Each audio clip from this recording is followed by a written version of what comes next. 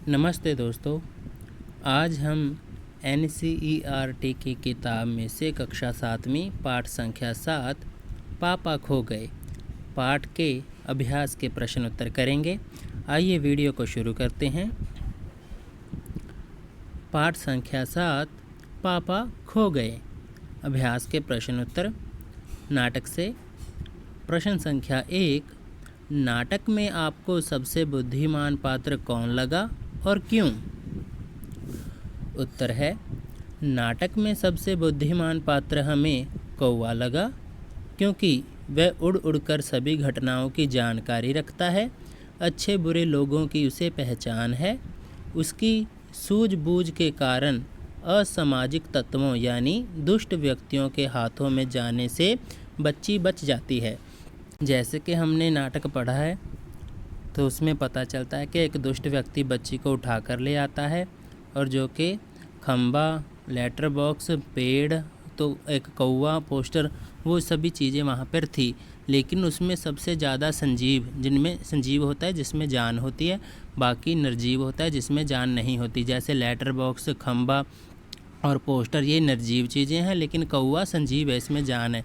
तो कौवा ही एक बुद्धिमान पात्र था जिसके द्वारा वो बच्ची है जो बच जाती है दुष्ट के हाथों में जाने से, क्योंकि वो कौवा सबसे पहले ही उसने ही भूत भूत कह के चलाया, जिसके कारण वो व्यक्ति डर के भाग गया था। इसके अतिरिक्त वो जो उसके बच्ची के पापा हैं, घर वाले हैं, उनको खोजने में भी अच्छे अच्छे सुझाव देता है और उसे सभी वो एक जगह से उड़कर दूसरी जगह चला जाता है और पूरे जो भी समाज में घटनाएं घटित होती है उसकी जानकारी भी उसको होती है और जो भी लोग बुरे हैं या अच्छे हैं उनकी पहचान भी कौवे को होती है। तो इस नाटक में हमें सबसे बुद्धिमान पात्र कौवा ही लगता है। प्रश्न संख्या 2, पेड़ और खंबे की दोस्ती कैसे हुई? उत्तर है, शुरुआत में पेड़ का जन्म समुद्र के किनारे हुआ था और वह वहीं अकेला बड़ा होता रहा। कुछ दिनों बाद वहां खंबा लगाया गया तो पेड़ ने उससे मित्रता करने की कोशिश की, लेकिन खंबा अकड़ में पेड़ से नहीं बोलता था। एक दिन जब खंबा पेड़ के ऊपर ही आ गिर पड़ा था, पेड़ ने उसे अपने ऊपर झेल लिया। इस कोशिश में पेड़ को खुद चोट आई और घाव बन गया। पेड़ ने खंबे को नीचे गिरने से बचा लिया। उसी दिन से दोनों में दोस्ती हो गई। जैसे कि हमने पाठ पढ़ा और हमें पता चलता है, एक खंबा, पेड़, लेटर बॉक्स और पोस्टर एक समुंदर के किनारे सामने फुटपाथ है वहाँ पर हैं। तो वहाँ पे सबसे पहले क्या था, एक समुंदर था और वहीं पे एक पेड़ उग जाता है, मतलब पेड़ का जन्म वहीं पे होता है, फिर वो बड़ा होता है। लेकिन वो पेड़ अकेला होता है, उसके साथ कोई बातचीत करने वाला नहीं होता। फिर काफ़ी समय के बाद जब पेड़ बड़ा हो जाता है तो वहाँ पे एक खंबा लगा दिया जाता है। तो पेड़ को तसल्ली होती है कि चलो कोई मित्र मिला, बातचीत करने के लिए साथी मिला। लेकिन जब खंबा लगा हुआ था तो वो सीधा अकड़ कर खड़ा रहता है, वो बात नहीं करता पेड़ के साथ। तो इसलिए पेड़ को लगता है कि खंबे में घमंड है, तो पेड़ भी उसके साथ कोई बातचीत नहीं करता। फिर क्या होता है, एक बार ना बहुत ही ज़्यादा अंधेरी रात में आंधी आ जाती है, जिसके कारण खंबा अपनी जगह से गिर जाता है और ज़मीन पर गिरता नहीं, वो पेड़ के ऊपर गिर पड़ता है, जिसके कारण पेड़ पर चोट भी लग जाती है पेड़ को, और वो पर जो खंबा गिरने वाला होता है, खंबे को नीचे गिरने से पेड़ बचा लेता है। तो इसके बाद में जो खंबा होता है वो पेड़ के साथ जो घमंड था ना अपना, वो कम कर लेता है, जो अकड़ थी वो कम करता है और उससे बातचीत करनी शुरू कर देता है और ऐसे दोनों में मित्रता हो जाती है, दोस्ती हो जाती है। प्रश्न संख्या 3, लेटर बॉक्स को सभी लाल ताऊ कहकर क्यों पुकारते थे? तो उत्तर है, लेटर बॉक्स पूरे का पूरा लाल रंग से रंगा हुआ था, इसीलिए सब उसे लाल ताऊ कहकर पुकारते थे। तो हमने जब नाटक पढ़ते हैं तो उसमें बताया गया है कि जो लेटर बॉक्स है उसे ताऊ कहकर बुलाते हैं, लाल ताऊ। तो लाल ताऊ उसे इसीलिए कहते हैं क्योंकि उस लेटर बॉक्स का जो रंग है वो लाल ही है, उसमें कोई दो रंग नहीं है, वो केवल एक रंग का ही बना हुआ है, तो उस पर एक ही रंग किया गया है। तो लाल रंग करने के कारण ही उसे लाल ताऊ नाम दिया गया है। चाहे खंबा हो, पेड़ हो, कौवा हो, पोस्टर हो, सभी उसे लाल ताऊ कहकर ही पुकारते थे, बुलाते थे। प्रश्न संख्या 4, लाल ताऊ किस प्रकार बाकी पात्रों से भिन्न है? उत्तर है, लाल ताऊ अन्य पात्रों से भिन्न है क्योंकि वह एक ऐसा पात्र है जो पढ़ा लिखा है। वह अपने आप में मस्त रहता था। अकेले रहने पर भजन गुनगुनाते रहना उसकी आदत थी। इस तरह वह अन्य पात्रों से भिन्न था। निर्जीव होते हुए भी समाज की चिंताएं उसे सताती थी। हम जब पाठ पढ़ते हैं, नाटक पढ़ा हमने, तो हमें पता चलता है कि वो अपने अंदर से चिट्ठी निकालता है और पढ़ता है और चिंतित हो जाता है। जब उसने प्रिंसिपल की चिट्ठी पढ़ी जो कि एक बच्चे के पेरेंट्स को लिखी गई थी, तो उससे पता चलता है कि जो लेटर बॉक्स है वो पढ़ा लिखा है। यही जो उसका गुण है वो उससे बाकी पात्रों से भिन्न करता है। दूसरी बात, एक तो वो निर्जीव है, उसमें जान नहीं है, लेकिन फिर भी वो दूसरों की चिंता करता है। जब वो पत्र पढ़ता है तो उसे चिंता होने लगती है कि बच्चे हैं जो आजकल के पढ़ाई नहीं करते, क्लास से गायब रहते हैं, सारा दिन खेलते रहते हैं। तो ये जब चिट्ठी पढ़कर ये बातें जानता है तो वो चिंतित हो जाता है, और चिंता में डूबने के कारण ही ये भी उसका एक गुण है जिसे वो दूसरे पात्रों से भिन्न होता है। इसके अलावा उसे बोलने के लिए गाना गुनगुनाते रहने की आदत है, भजन गाता रहता है। जब भी वो अकेला होता है कुछ ना कुछ गाता गुनगुनाता रहता है, ये भी उसकी एक आदत थी। तो इसीलिए जो लाल ताऊ, जो लेटर बॉक्स है उसे लाल ताऊ कहते हैं, तो वो बाकी पात्रों से भिन्न लगता है। प्रश्न संख्या 5, नाटक में बच्ची को बचाने वाले पात्रों में केवल एक संजीव पात्र है। उसकी कौन कौन सी बातें आपको मज़ेदार लगी? लिखिए। संजीव होता है जिसमें जान होती है, निर्जीव होता है जिसमें जान नहीं होती। तो यहाँ पे संजीव पात्र एक ही है। उत्तर है, नाटक में एकमात्र संजीव पात्र कौवा है। वह काफ़ी होशियार है। उसने लड़की को बचाने में अहम भूमिका निभाई थी। उसे सामाजिक घटनाओं का पूरा ज्ञान है और समाज के अच्छे बुरे लोगों की भी पहचान है। दुष्ट आदमी से बच्ची को बचाने के लिए वही सबसे पहले भूत भूत चिल्लाता है। उसी की योजना अनुसार बालिका को उठाने वाला दुष्ट व्यक्ति भूत के डर से बालिका को छोड़कर भाग जाता है और उसी के परामर्श से बच्ची को सकुशल घर पहुंचाने के लिए पुलिस के आने का इंतज़ार करते हैं। जब ये सोचा जाता है कि अगर पुलिस नहीं आई तो क्या होगा, तो कौवा ही लेटर बॉक्स को बड़े बड़े अक्षरों में पापा खो गए लिखने व सबको ये कहने के किसी को इस बच्ची के पापा मिले तो यहाँ आने की सलाह देता है। अतः बच्ची को बचाने के प्रयास में कौवा मुझे मज़ेदार लगा। तो प्रश्न पूछा गया है कि नाटक में बच्ची को बचाने वाले पात्रों में केवल एक संजीव पात्र है, जो कि हम जानते हैं कौवा है, और उसकी कौन कौन सी बातें आपको मज़ेदार लगी। तो हम जैसे कि जानते ही हैं कि जो कौवा है वो बहुत ही होशियार है। वो एक जगह से दूसरी जगह उड़कर चला जाता है, जबकि पेड़, खंबा, लेटर बॉक्स और पोस्टर कहीं नहीं जाते, वो एक जगह पर स्थिर हैं। तो स्तंभित हैं, तो इसलिए वो एक जगह से दूसरी जगह नहीं जा पाते, जबकि कौवा एक जगह से उड़कर दूसरी जगह चला जाता है। और उसे यहाँ एक जगह से दूसरी जगह उड़ जाने के कारण ही समाज की सभी घटनाओं के बारे में ज़्यादातर पता ही होता है। और दूसरी बात, वो समाज के अच्छे बुरे लोगों को पहचान भी रखता है और उसे पता होता है कौन आदमी अच्छा है और कौन बुरा है, कौन दुष्ट है या कौन सज्जन है।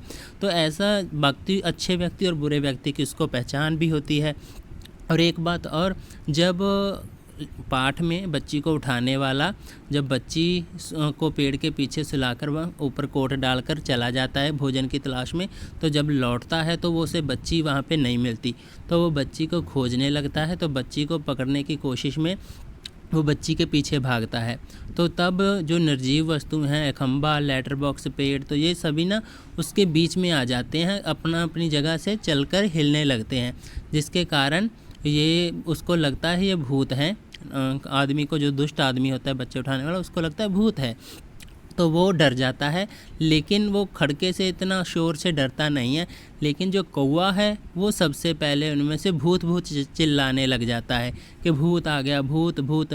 तो भूत भूत की जो आवाज़ सुनता है वो दुष्ट आदमी जो बच्चे उठाने वाला है, तो वो डर जाता है और डर के वहाँ से भाग जाता है, जिसके कारण बच्ची बच जाती है। और एक बात और, इसके अलावा जो कौवा है वो बहुत ही समझदार भी है। उसने क्या किया, जब बच्ची खो गई है, बच्ची को ना तो उसके घर का पता था, ना अपने मम्मी पापा के बारे में नाम भी नहीं पता था, तो इसलिए उसके घर पहुंचाना अपनी जिम्मेदारी थी सबकी। तो उन्होंने जो योजना बनाई थी, तो वो योजना बनाने में जो परामर्श दिया था, जो सलाह दी थी, वो कौवे ने ही दी थी। उसने ही कहा था कि जो खंबा है वो पेड़ के सहारे गिर जाए तो टेढ़ा हो जाए, जिसके कारण लोगों को लगेगा कि कोई दुर्घटना हुई है, और सभी लोग यहाँ आएंगे, बच्ची को देखेंगे और बच्ची के घर वालों का पता लगाएंगे। अगर उन्होंने कहा ये घटना नहीं काम की तो ये लोग नहीं आए तो क्या करेंगे, तो वो बोलते हैं तो यहाँ पे ऐसे लगेगा तो पुलिस आ जाएगी। तो अगर वो बोले पुलिस भी नहीं आई तो क्या होगा, तो क्या करेंगे। तो फिर जो कौवा था वो लेटर बॉक्स को कहता है कि तू पढ़ा लिखा है, तो इसलिए तू बड़े बड़े अक्षरों में उस पोस्टर पर लिख दे कि पापा खो गए। तो पापा खो गए जो शीर्षक है वो अलग सा है, पर इस पाठ में पापा का जिक्र तो नहीं किया गया। असल में खोई तो बच्ची है, लेकिन ये अलग सा शीर्षक देखकर, हेडिंग देखकर लोग आकर्षित होंगे कि पापा खो गए। तो ऐसी बात देखकर सभी यहाँ आएंगे, बच्ची को देखेंगे और बच्ची के माता पिता का पता लगा लेंगे। तो ऐसे जो परामर्श थे कौवे द्वारा लेटर बॉक्स को दिए गए। और इसके अलावा जो कौवे ने परामर्श दिया, सलाह दी लेटर बॉक्स को कि यहाँ इसमें और भी लिख दो कि अगर आपको इसके पापा मिले तो जल्दी से जल्दी बच्ची को सूचित करें या बच्ची के पापा को ढूंढ कर दें। अर्थात बच्ची को उसके परिवार तक पहुंचाने के लिए जो कौवा है वो सबसे ज़्यादा समझदार वाले सलाह देता है, बातर देता है। इसलिए जो बच्ची को बचाने के लिए प्रयास कौवा करता है वो सारे के सारे बहुत ही मज़ेदार लगते हैं। प्रश्न संख्या 6, क्या वजह थी कि सभी पात्र मिलकर भी लड़की को उसके घर नहीं पहुंचा पा रहे थे। उत्तर है, लड़की बहुत छोटी व अबोध थी। उसे अपने माता पिता का नाम व घर का पता तक मालूम नहीं था, इसीलिए सभी पात्र मिलकर भी उस लड़की को यथाशीघ्र उसके घर नहीं पहुंचा पा रहे थे। तो जैसे कि हमें पता ही है कि जो लड़की है जिसे दुष्ट व्यक्ति उठाकर लाया था वो बहुत ही छोटी है, अबोध है। अबोध मतलब उसे कुछ भी याद नहीं है किसी चीज़ के बारे में, ना मम्मी पापा का नाम, ना घर का पता, और ना गली ना सड़क। तो उससे जब भी लेटर बॉक्स पूछता तो वो हंसी वाले जवाब देती जैसे कि बच्चे हैं। तो उसने जैसे कि पूछा था कि तू कहाँ रहती है, वो कहती है घर में। तो बोलता है घर कहाँ है, तो वो कहती है कि गली में। तो वो कहता है गली कहाँ है, तो वो कहती है सड़क पे।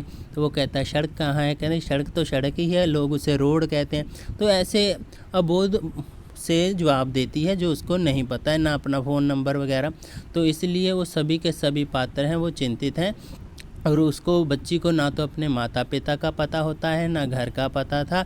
इसीलिए जो सभी पात्र थे वो यथाशीघ्र अर्थात जल्दी से जल्दी उसे घर तो पहुंचाना चाहते थे, लेकिन घर पहुंचा नहीं पा रहे थे क्योंकि उसे पता ही नहीं था अपने घर के बारे में।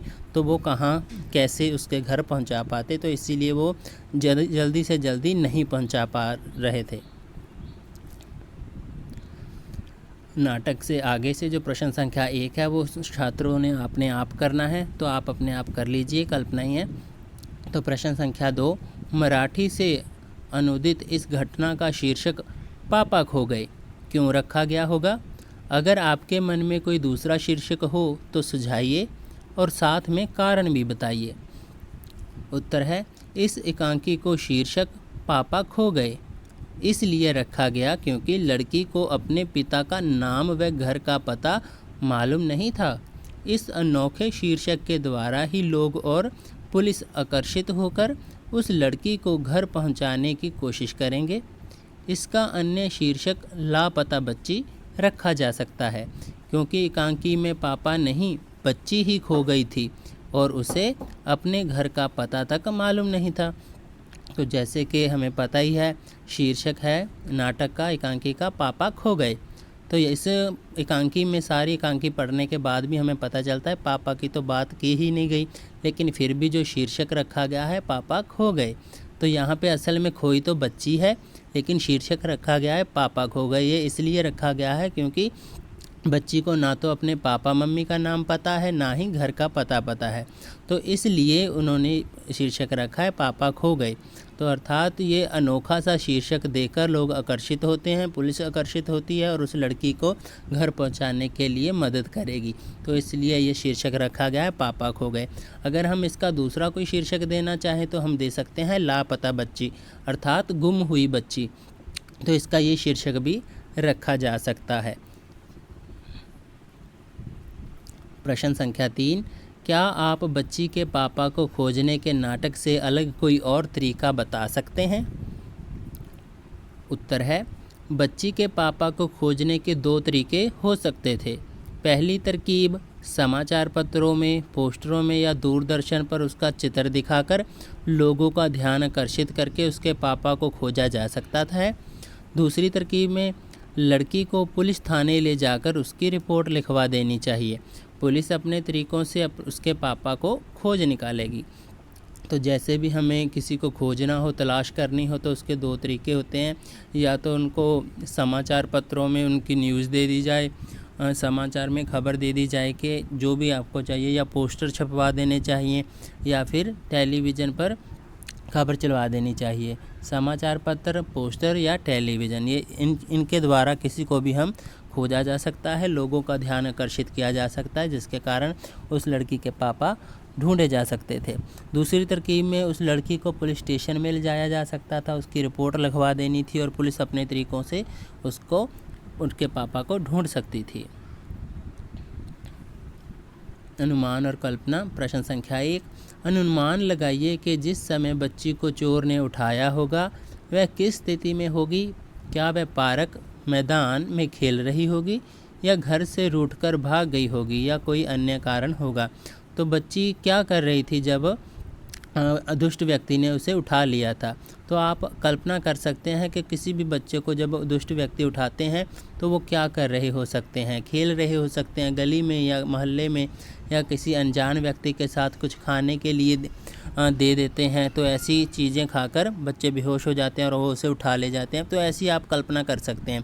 लेकिन पाठ में हमें क्या बताया गया है कि पाठ के अनुसार जिस समय बच्ची को चोर ने उठाया था तब वह सो रही थी, अर्थात वो सोई हुई बच्ची को उठाकर ले गया था। प्रश्न संख्या 2, नाटक में दिखाई गई घटना को ध्यान में रखते हुए ये भी बताइए कि अपनी सुरक्षा के लिए आजकल बच्चे क्या क्या कर सकते हैं। संकेत के रूप में नीचे कुछ उपाय सुझाए जा रहे हैं, आप इससे अलग कुछ और उपाय लिखिए।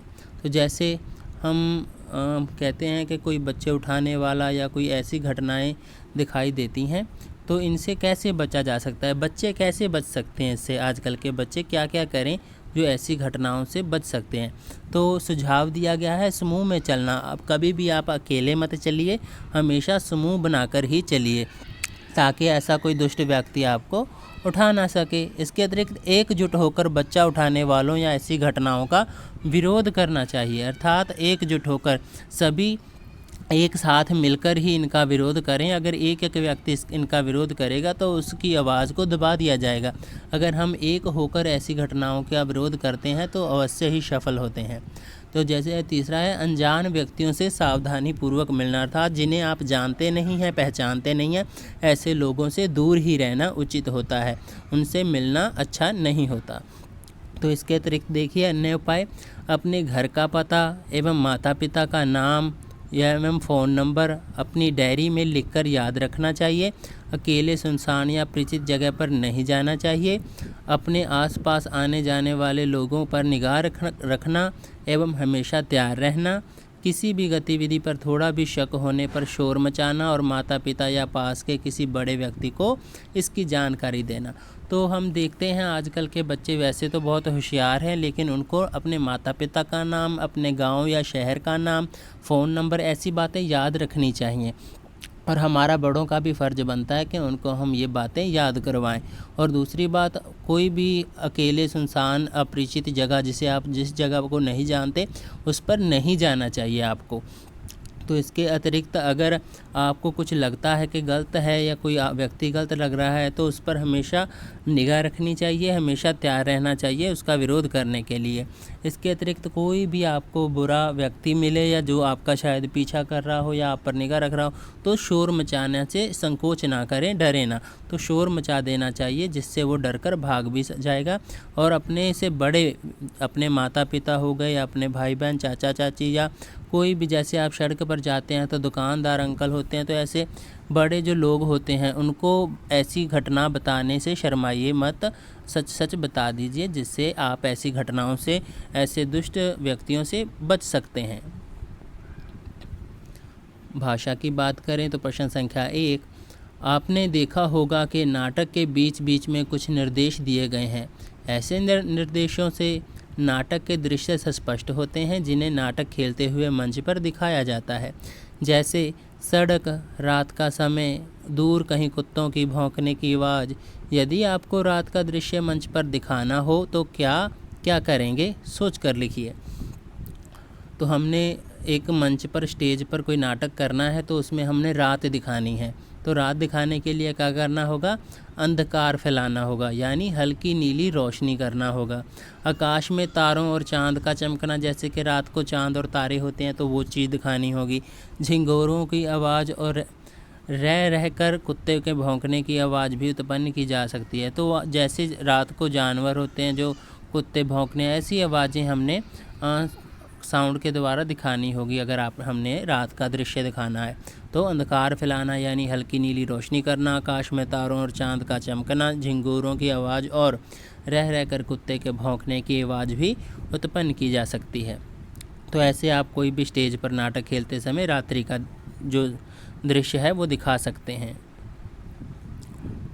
प्रश्न संख्या 2, पाठ को पढ़ते हुए आपका ध्यान कई तरह के विराम चिन्हों की ओर गया होगा। नीचे दिए गए अंश से विराम चिन्हों को हटा दिया गया है। ध्यानपूर्वक पढ़िए तथा उपरोक्त चिन्ह लगाइए। तो नीचे एक ऐसा गद्यांश दिया हुआ है, तो जो कि पाठ में से ही है, तो इसमें से जो विराम चिन्ह है उन्हें हटा दिया गया है। तो विराम चिन्ह हमने इसमें लगाने हैं। तो देखिए, जैसे अब अगर बिना विराम चिन्हों के पढ़ा जाए तो इसकी कोई सेंस नहीं बनती, कोई मतलब नहीं बनता। तो विराम चिन्ह लगाने के बाद ही हमें पता चलता है कहाँ पे रुकना है, कहाँ पे जोर अधिक देना है, कहाँ पे कम, कहाँ पे प्रश्न पूछा जा रहा है, कहाँ पे हैरान किया जा रहा है। तो विराम चिन्हों के बिना जो हम पहरा पढ़ते हैं उसका कोई मतलब ही नहीं निकलता।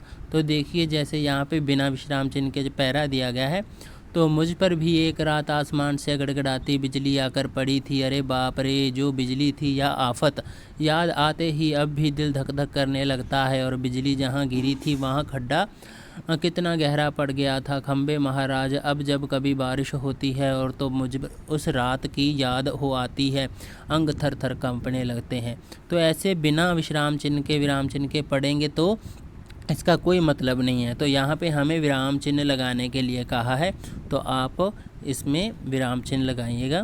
देखिए, तो मुझ पर भी एक रात आसमान में गड़गड़ाती बिजली आकर पड़ी थी, पूर्ण विराम, अर्थात डंडी लगा देनी होती है यहाँ पे। इससे पता चलता है कि जो पंक्ति है वो ख़त्म हो गई है। अरे बाप रे, विस्मयादिबोधक, तो ये हैरान करने वाला, संबोधन करने वाला चिन्ह होता है, विस्मयादिबोधक चिन्ह। अरे बाप रे, वो बिजली थी या आफत, याद आते ही अब भी दिल धक धक करने लगता है। और बिजली जहाँ गिरी थी, कौमा, वहाँ गड्ढा कितना गहरा पड़ गया था। खंबे महाराज, अब जब कभी बारिश होती है तो मुझे उस रात की याद हो आती है, कौमा, अंग थर थर काँपने लगते हैं, पूर्ण विराम। तो ऐसे आप विराम चिन्ह का प्रयोग करेंगे इस पहरे में। प्रश्न संख्या 3, आसपास की निर्जीव चीज़ों को ध्यान में रखकर कुछ संवाद लिखिए। जैसे चौक का ब्लैक बोर्ड से संवाद, कलम का कॉपी से संवाद, खिड़की का दरवाजे से संवाद। जैसे कि हमने एकांकी पढ़ी, नाटक पढ़ा, तो उसमें क्या पता चलता है, जो लेटर बॉक्स है, पेड़ है, खंबा है, पोस्टर है, कौवा है, तो ये आपस में बातें करते हैं, संवाद करते हैं। तो जबकि इनमें से कुछ चीज़ें निर्जीव भी हैं, तो वो तो बोलती नहीं हैं, लेकिन फिर भी उनका संवाद दिखाया गया है नाटक के जरिए। तो ऐसे ही हमने अपने आसपास की जो चीज़ें हैं उनका संवाद दिखाना हो तो कैसे लिखेंगे। तो जैसे हमें हिंट दिए गए हैं, सुझाव दिए गए हैं कि चौक का ब्लैक बोर्ड से संवाद। अगर चौक ने ब्लैक बोर्ड से बात करनी हो या ब्लैक बोर्ड ने चौक से, तो कैसे करेगा। अगर कलम ने कॉपी से बात करनी हो तो कैसे करेगा। तो खिड़की का दरवाजे से बात करना तो कैसे होगा। तो ये वाले हमने कल्पना करके ये लिखना होगा। तो आइए लिखते हैं। जैसे हम चौक का ब्लैक बोर्ड से संवाद करते हैं। चौक कह रहा है, आहा, ये जीवन भी कोई जीवन है। ब्लैक बोर्ड कहता है, क्या हुआ चौक भाई। मुझे तो तुम पर घिसना अच्छा लगता है, क्योंकि जब जब मुझे शिक्षक घिसाने के लिए उठाता है, मुझे लगता है कि मैं उनका हथियार हूँ। कई बौद्धिक शब्दों का निर्माण मुझसे होता है। ब्लैक बोर्ड कहता है, अरे मेरा पेट दूसरी तरह का होता है, उसमें चमक नहीं होती।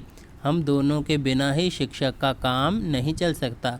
शिक्षक होता है अध्यापक, टीचर। तो जैसे अब चौक और ब्लैक बोर्ड आपस में बात कर रहे हैं कि आह, ये जीवन भी कोई जीवन है। तो यहाँ पे जो चौक है वो कहता है कि अगर मैं ऐसे ही पढ़ा रहा हूँ तो मेरा कोई जीवन नहीं है।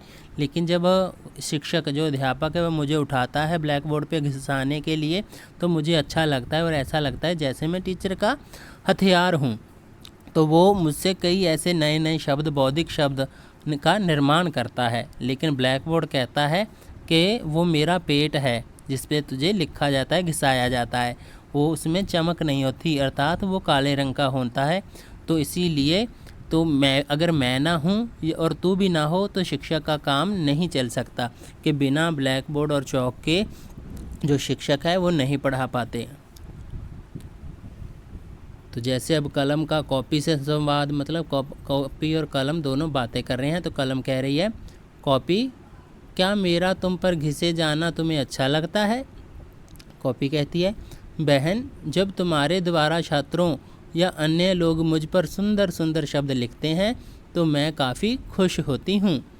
कलम कहती है, सच, बहुत अच्छी बात है। कॉपी कहती है, लेकिन अगर किसी का अक्षर खराब होता है या शाही मुझ पर फैलाता तो मुझे बुरा लगता है। तो कलम कहती है, मैं ऐसा बिल्कुल नहीं चाहती, लेकिन कई बार मुझे सावधानी से चलाया नहीं जाता तो ऐसा होता है। तो कॉपी कहती है, मुझे तो तुम पर गर्व है, क्योंकि तुम्हारे बिना मेरा होना ही अधूरा है। तुम्हारे बिना मेरी कोई उपयोगिता नहीं है। मैं तुम्हारी आभारी हूँ। कलम कहती है, ऐसा मत बोलो, तुम्हारे बिना मेरी भी कोई उपयोगिता नहीं है। तो ऐसे आप संवाद दिखा सकते हैं। कलम और कॉपी आपस में बातें कर रहे हैं कि अगर एक दूसरे पर लिखा जाता है, जैसे कलम कॉपी पे लिखती है तो कॉपी को कैसा लगता है। तो कॉपी कहती है कि अच्छा लगता है, लेकिन उस पर जब अक्षर अच्छे से नहीं लिखे जाते या शाही ज़्यादा ढोल दी जाती है, गिरा दी जाती है, तो उससे अच्छा नहीं लगता। तो कलम कहती है, इसमें मेरा कसूर नहीं है, लिखने वाले का कसूर है कि वो कभी कैसे लिख देते हैं, कभी कैसे लिख देते हैं। पर वो कह रही है, कॉपी कह रही है कि मुझे अच्छा लगता है जब तुम्हारे द्वारा मुझ पर लिखा जाता है और मेरी उपयोगिता बनी हुई है। अगर कलम ही ना हो तो कॉपी कोई उपयोगिता नहीं है, कॉपी किसी काम की नहीं होगी। तो लेकिन कलम कहती है, ऐसा मत बोलो, अगर कॉपी भी नहीं होगी तो कलम किस काम की। अर्थात कॉपी और कलम दोनों आपस में एक दूसरे के लिए उपयोगी हैं। इसी प्रकार खिड़की और दरवाजे में संवाद करें तो आपस में बात करनी है खिड़की और दरवाजे ने, तो वो कैसे करेंगे। तो खिड़की कहती है, वाह, क्या बात है दरवाजे भाई, आजकल बड़ा शोर मचा रहे हो। तो दरवाज़ा कहता है, क्या कहूँ बहन, खुलते बंद होते मेरे तो कब्जे हिल गए हैं, दर्द से चीख निकल जाती है। खिड़की कहती है, कल तक तो आप ठीक थे। दरवाज़ा कहता है, बहन क्या कहूँ, ये सब नटखट बच्चे की करतूत है। इतनी ज़ोर से धक्का मुझे मारा कि मैं सर से पाँव तक हिल गया और बड़े ज़ोर की चोट आई। तो खिड़की कहती है, बच्चा है भाई, क्या करोगे। दरवाज़ा कहता है, अरे मेरा क्या दर्द कम होगा और किसे परवाह है मेरे दर्द की। खिड़की कहती है भैया तुम तो लगता है ज़्यादा ही बुरा मान गए। तो दरवाज़ा कहता है बुरा मानने की बात ही है। तो खिड़की कहती है हिम्मत रखो, सब ठीक हो जाएगा। तो ऐसे आप आपस में जो दो नरजीम चीज़ें हैं उनका संवाद दिखा सकते हैं। ये जो कलम और कॉपी का, चौक और बोर्ड, ब्लैक बोर्ड का, खिड़की और दरवाजे का संवाद दिखाया गया। इसके अतिरिक्त आप अपने आसपास कई सारी चीज़ें देखते हो तो उसके द्वारा भी आप कल्पना करके कोई भी संवाद की उदाहरणें यहाँ पे दे सकते हो।